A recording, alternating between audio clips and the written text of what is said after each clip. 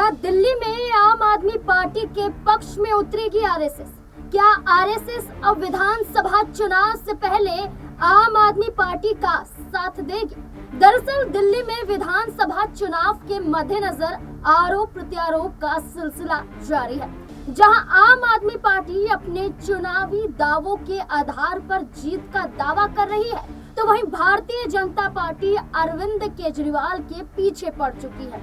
Bharatiya Janata party के पास अरविंद केजरीवाल के अलावा कोई और मुद्दा नजर ही नहीं आता है। भारतीय जनता पार्टी ने ना तो अभी तक उम्मीदवारों की लिस्ट जारी की है और ना ही दिल्ली में सक्रिय नजर आ रही है। वहीं आम आदमी पार्टी ने सभी विधानसभा सीटों पर अपने उम्मीदवारों का ऐलान तो किया, साथ ही साथ जनता से कई वादे भी कर रही है, जनता के लिए कई योजनाओं को लेकर भी आ रही है और ये भी कहा जा रहा है कि एक बार फिर से आम आदमी पार्टी की सरकार आएगी तो आम आदमी पार्टी अपने किए हुए वादों को पूरा जरूर करेगी।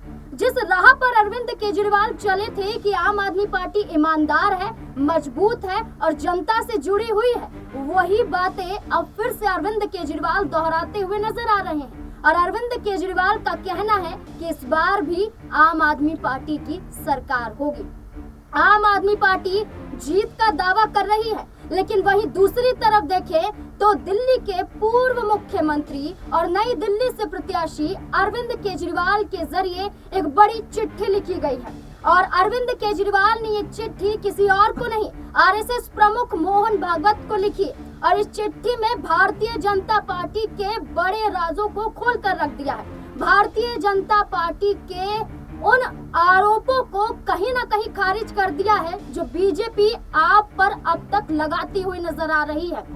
जिस चिट्ठी के बारे में अरविंद केजरीवाल बढ़ चढ़कर अब दिल्ली की राजनीति में दिखाई दे रहे हैं, उस चिट्ठी में आखिरकार क्या लिखा है वो दरअसल हम आपको थोड़ा पढ़कर बता देते हैं। अरविंद केजरीवाल चिट्ठी में लिखते हैं कि भाजपा ने अतीत में जो भी गलत काम किया है, क्या आरएसएस उसका समर्थन करता है? भाजपा नेता खुलेआम पैसा बांट रहे हैं, क्या आरएसएस वोट खरीदने का समर्थन करता है? दलितों और पूर्वांचली वोट बड़े पैमाने पर काटे जा रहे हैं, क्या आरएसएस उसका समर्थन करता है? क्या आरएसएस को लगता है कि ये लोकतंत्र के लिए सही है? इस चिट्ठी में भारतीय जनता पार्टी पर बड़े आरोप और आरएसएस के लिए एक सवाल छोड़ दिया जाता है कि क्या आप बीजेपी का समर्थन करते हैं, तो आप इन आरोपों में भी आते हैं। आरएसएस के जरिए अब ये देखना होगा कि अरविंद केजरीवाल की चिट्ठी का वो जवाब क्या देते हैं, लेकिन उससे पहले कई सवाल जुड़ जाते हैं। सवालों के जवाब लेंगे मेरे साथ मेरे वरिष्ठ सहयोगी अमन सर जुड़ चुके हैं। सर, पहले तो आपका बहुत बहुत स्वागत है।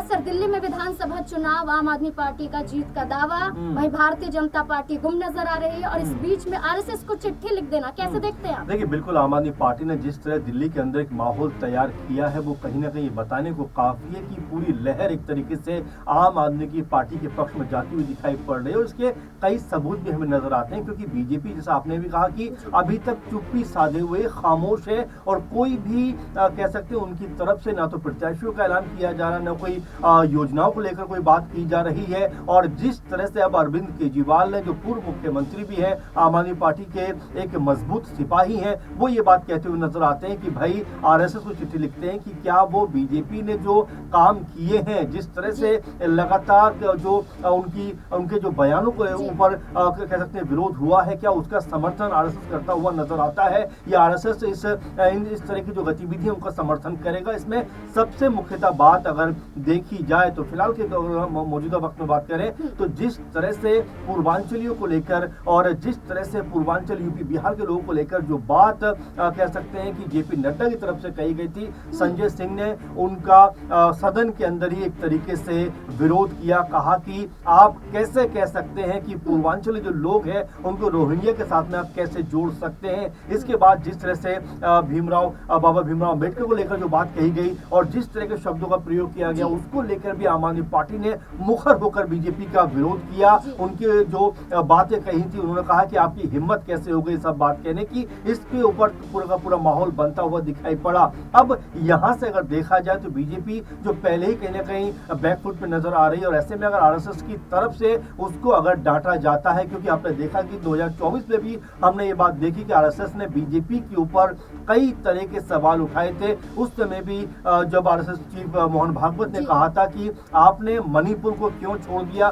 क्या वो देश का हिस्सा नहीं है, तो एक तरीके से सबक सिखाने का प्रयास किया था। उसके बाद जब आरएसएस के लोग बहुत ज्यादा नाराज हो गए, फिर बीजेपी के साथ उनकी मीटिंग होती है, उसके बाद कहीं जाकर संबंध बेहतर होते हुए नजर आते हैं। लेकिन सर हम ये देखते हैं कि आरएसएस प्रमुख मोहन भागवत ने कई मायनों में बीजेपी के खिलाफ बढ़ चढ़कर यहाँ पर बयान दिया, जैसे कि आप कह रहे हैं। क्या इस चिट्ठी में अरविंद केजरीवाल का आम आदमी पार्टी का समर्थन करते हुए देखिए बिल्कुल जिस तरह की बात, बिल्कुल आपने जाहिर बात है कि बहुत महत्वपूर्ण सवाल उठाया, क्योंकि आरएसएस को चिट्ठी लिखने का मतलब यही है कि बीजेपी अब अपनी विचारधारा के ऊपर कायम नहीं है। जिस बात को लेकर बीजेपी अडिग थी, उस पे कहीं ना कहीं अब बैकफुट पे आ रही है। आपने एक पॉइंट इसमें जोड़ा था, जो पैसे को लेकर बात कही गई थी कि बीजेपी के लोग जो है वो दिल्ली के अंदर पैसा बांट रहे हैं, और जब ये बात खुलकर सामने आती है, बाकायदा वीडियो सामने आता है, उसके बाद जब जो संबंधित बीजेपी के नेता हैं प्रवेश वर्मा, उनसे जब पूछा जाता है तो कहते हैं भाई मैं जरूरतमंदों की मदद कर रहा था। इसके बाद बहुत सारी महिलाएं उनके घर के बाहर जाकर प्रदर्शन करती हैं कि हमें भी पैसे की जरूरत है, हमें भी आप पैसा दीजिए, हमारी भी मदद करिए। तो कुल मिलाकर यहाँ पर जो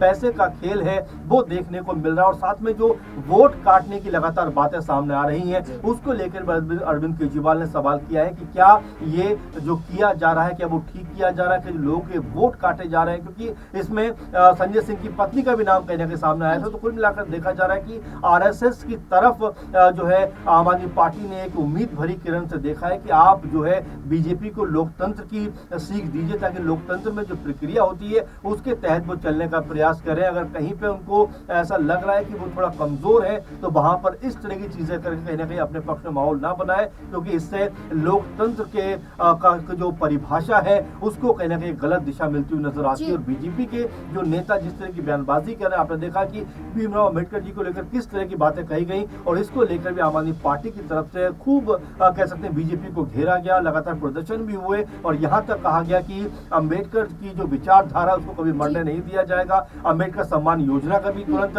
आम आदमी पार्टी की तरफ से अनाउंसमेंट हो जाता है कि जो दलित बच्चे हैं वो चाहे यहाँ पढ़े या विदेश में पढ़े, तो उनको हम पूरा समर्थन, पूरा सपोर्ट और पूरा उनको जो पढ़ाई करना चाहते हैं उनको हम समर्थन करेंगे। तो ये तमाम जो चीजें कहीं ना कहीं बीजेपी को बैकफुट पे लेकर आ रहे हैं, लेकिन यहाँ पर आम आदमी पार्टी को कहीं ना कहीं मजबूत कर रहे हैं। ऐसे में अगर आरएसएस की डांट या आरएसएस का कोई बड़ा बयान निकलकर सामने आता है, या केजरीवाल के बयान से ही अगर वो सहमत हो जाते हैं, तो यहाँ पर बीजेपी के लिए एक बहुत बड़े झटके के तौर पर देखा जाएगा। सर मैं आम आदमी पार्टी की दो योजनाओं के बारे में बात करूंगी। एक तो महिला सम्मान योजना है, दूसरी जो उन्होंने पुजारियों ग्रंथियों के लिए निकाली है 18,000 देने की, और जहाँ 2100 महिलाओं के खाते में डालने की बात की गई है। जैसे ही ये योजना आती है, एक तरफ तो उन्हें ढोंगी पुजारी कहा जाता है या चुनावी हिंदू कह दिया जाता है बीजेपी के जरिए, वहीं जैसे ही वो महिलाओं के खातों में पैसे डालने की बात करते हैं तो वहीं उपराज्यपाल के जरिए जांच के आदेश दे दिए जाते हैं। तो आम आदमी पार्टी के जरिए जहां जनता के हितों के लिए, और जहां पहली बार किसी सरकार ने कोई काम नहीं किया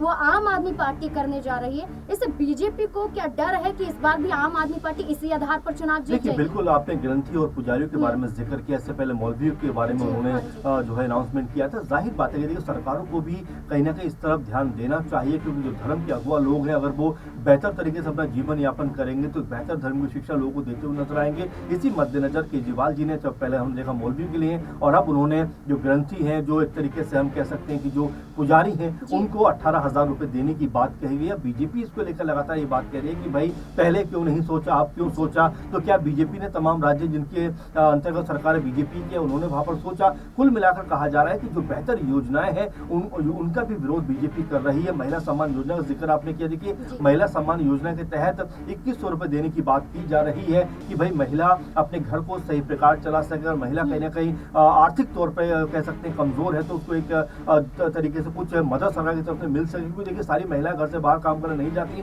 जो महिलाएं घर पर है उनको इससे कुछ मदद मिल सके। ये केजरीवाल सरकार का, या ये कहा जाए दिल्ली सरकार का एक तरीके से जो प्रपोजल है, एक तरीके से उनकी एक योजना है। लेकिन यहाँ पर जो बात कही जा रही है कि भाई जो एलजी की तरफ से भी कहा गया है कि भाई इसकी जांच होनी चाहिए कि जो नाम लिए जा रहे हैं क्या वो एक डाटा बनाया जा रहा है, तमाम तरह की बातें कही जा रही है। और देखिए कल परसों जब मैं फील्ड पे गया हुआ था, लोगों से बात कर रहा था और जमीनी स्तर की महिलाओं से जब मैंने बात की तो उन्होंने कहा कि देखिए 2100 रुपए की बात है, अगर 2100 रुपए नहीं भी मिलेंगे तो घर तो चलेगा, घर तो अब भी चल रहा है, घर तब भी चलेगा। लेकिन महत्वपूर्ण बात यह है कि केजरीवाल जो है वो दिल्ली को एक बेहतर दिशा में लेकर जा रहे हैं, क्योंकि केजरीवाल हिंदू मुसलमान नहीं करते, केजरीवाल विकास की बात करते हैं, काम की बात करते हैं, बेहतर तरीके से कैसे हमारा भविष्य एक सही दिशा में जाए उसकी बात करते हैं। और यही बात जितनी भी महिलाओं से मैंने बात की, जितने भी लोगों से मैंने बात की, सबने एक सुर में यही बात कही कि भाई केजरीवाल जिस तरह के कह सकते हैं कि दिशा और दशा के साथ में काम कर रहे हैं वो दिल्ली के लिए बहुत बेहतर है। और एक बुजुर्ग तो यहाँ तक कह रहे थे कि संजीवनी योजना जो केजरीवाल ने लेकर आए हैं ये बुजुर्गों के लिए बहुत ज्यादा मददगार है।